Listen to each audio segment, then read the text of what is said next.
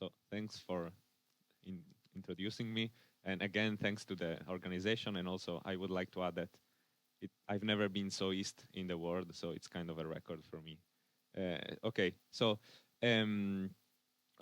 this work was motivated by the need to estimate the temperature and its uncertainty in experiments with impurities in ultra-cold gases.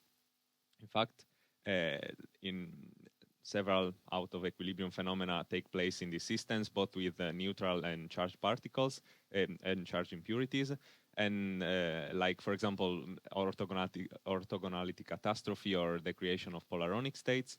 And in order to observe and properly study them, it's crucial to be able to precisely keep track of the temperature with non-destructive methods.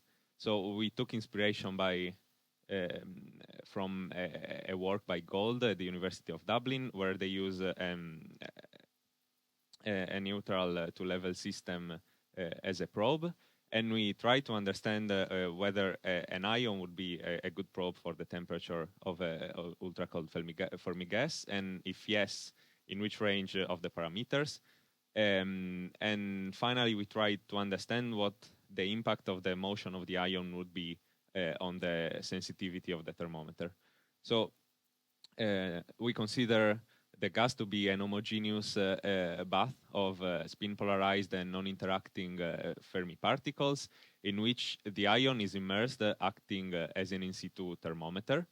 And in particular, we consider the ion to be a two-level system confined in the ground state of a trap, which could be an optical trap, for example, and with two internal states, 0 and 1, and a certain wave function chi that we call chi.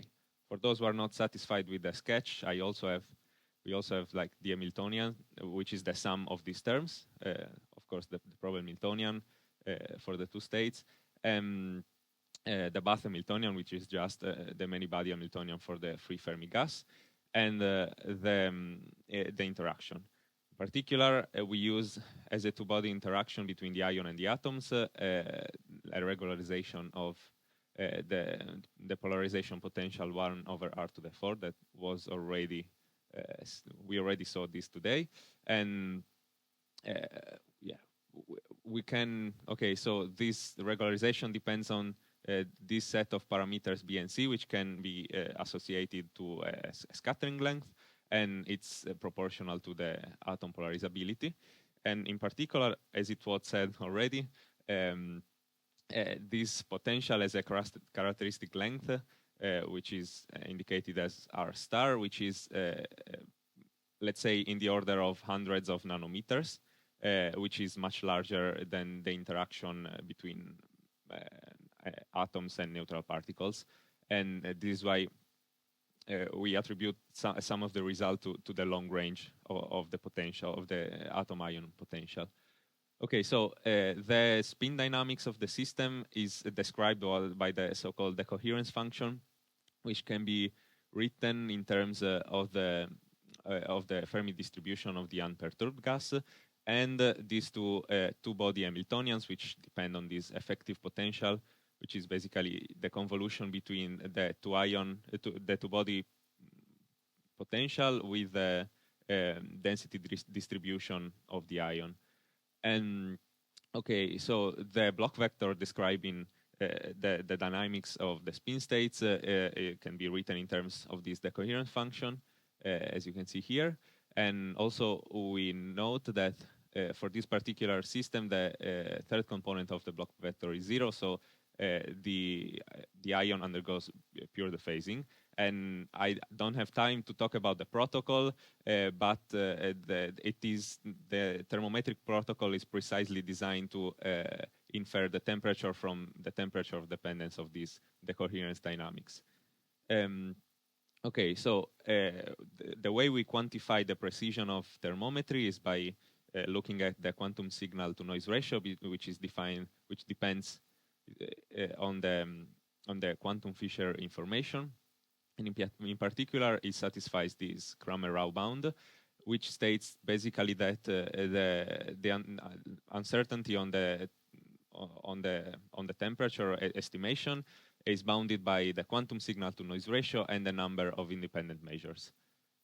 So what we do is studying the quantum signal to noise ratio as a function of the parameters of involved, like probing time, scattering length, and temperature.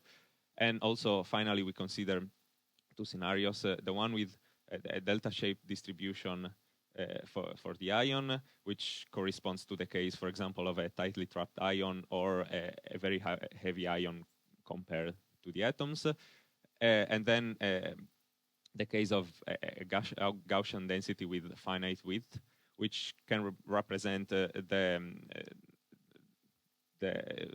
density of the ion for example, in the ground state of an optical trap, or the time average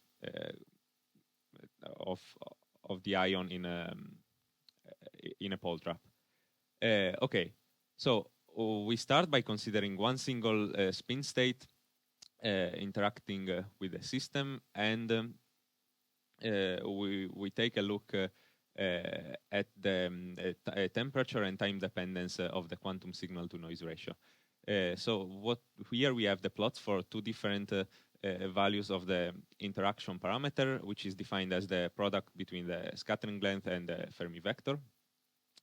And okay, here from this column where we have the interaction parameter, is it visible or it's kind of, maybe okay, that's weird. Maybe I should have used my laptop, but it's too late.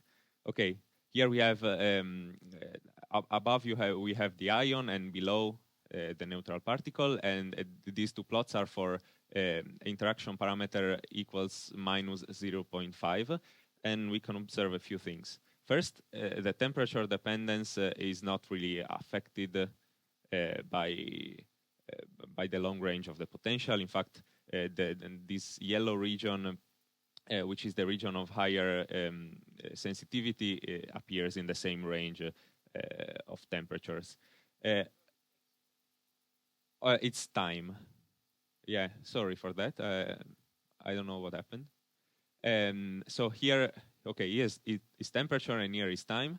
And the time, it's actually time divided Fermi time. It's time on the units of Fermi time.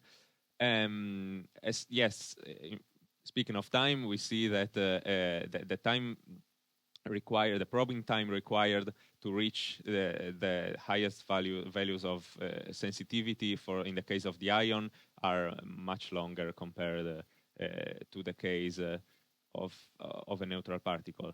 However, despite requiring more time, we see that for this particular value of the interaction parameter, we can reach slightly higher precision.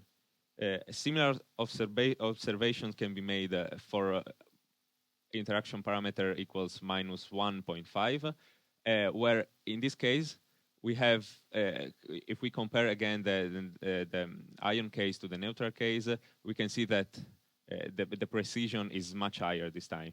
So despite needing a much longer probing time, very high precision can be reached compared to the neutral particle. So we see that depending on the the value of the interaction parameter, it can be more or less useful to use an ion.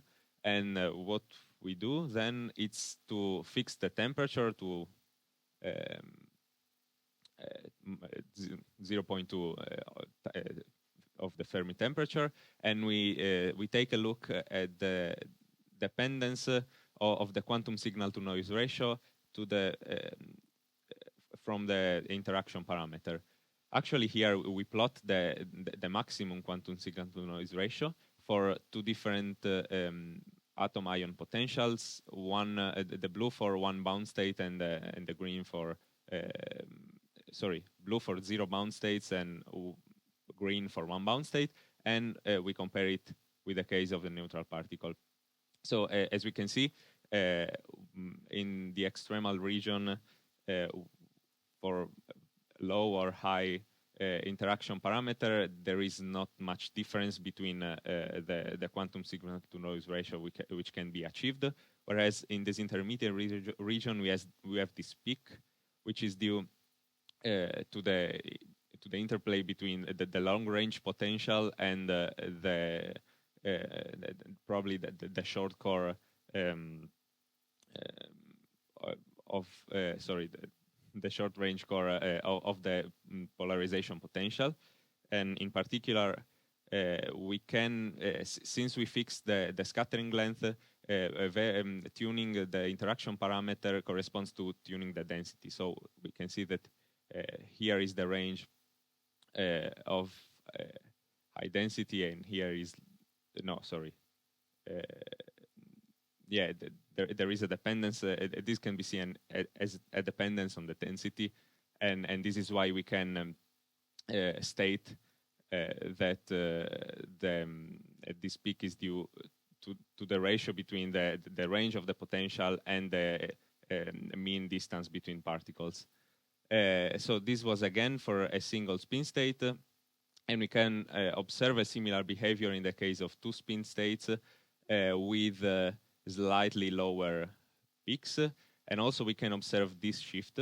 So in this case, we have what we did was fixing the interaction parameter for one of the two states and changing the other. Again, it's not visible. This is corresponding to the state 0, and this is corresponding to the state 1. And we can observe this shift, which depends on the ratio between the two scattering lengths. And in particular, in this last plot, we can see that the peak is around the region where the two scattering lengths are equal. So the ratio is 1. In particular, for the same scattering length, we have this indicated with this discontinuity the fact that the thermometer cannot work because both the states undergoes the same dynamics and the protocol cannot work. So finally, as I said, we considered a Gaussian density. Yeah, I didn't say, but before all plots were for a delta-shaped density. And in this case, again, we fixed the temperature and we took a look at the time dependence of the quantum signal to noise ratio. And here we can see 3 different cases for 3 different potential for 0, 1, and 2 bound states. And in solid, we can see that when a delta-shaped distribution is considered, there is no much difference between all this potential. Whereas when we consider a Gaussian density, we can observe a difference, and in particular, we can see that the quantum signal to noise ratio is higher at smaller times. So, which is something that could be used experimentally. And also, again, in the case of two spin states, we observe a similar behavior, even though it's only slightly modified for these particular parameters. So a few remarks before concluding. Of course, okay, I will skip the part on the protocol. I just want to mention that,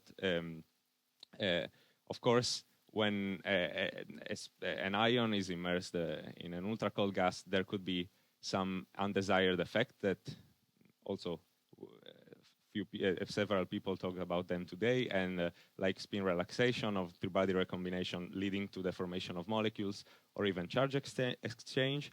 And we think that, for example, one way to reduce them would be to Rydberg dressing the atoms, as René was suggesting before, in order to suppress this kind of behavior that could affect the thermometric protocol.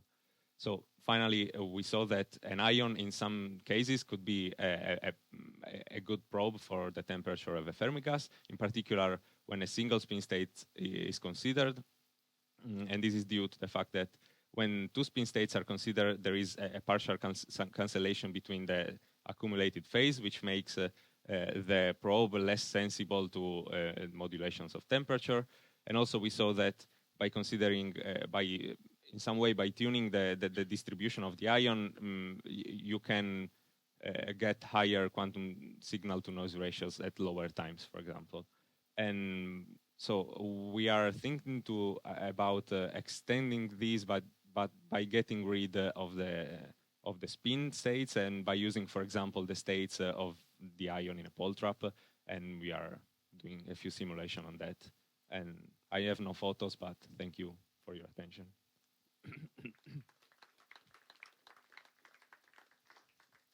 Okay, who wants to ask one question? Nobody?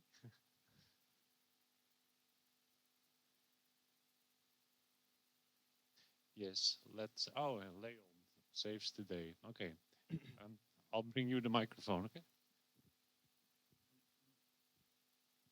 Thank you. So maybe a stupid question, but why is it so hard to measure the temperature of fermions? Why do you need ions?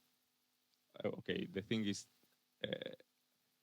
in order to observe those out of equilibrium phenomena appear like at very low temperatures, and they were saying before that someone told that also observing those phenomena in fermions is much more complicated than in bosons, and in some way like inferring the temperature is also more complicated because you have, for example, orthogonality catastrophe appearing, and you cannot rely on method that would be available for bosons, for example, at that low temperature, because and yeah, that's mainly the answer. Yeah, you don't need ions in particular, but for example, we took inspiration from the case with a neutral particle, and yeah, we wanted to see if an ion could be used also, if the long-range potential could be exploited, and yeah, okay. So you don't need ions in principle, but you can also use them. Okay, so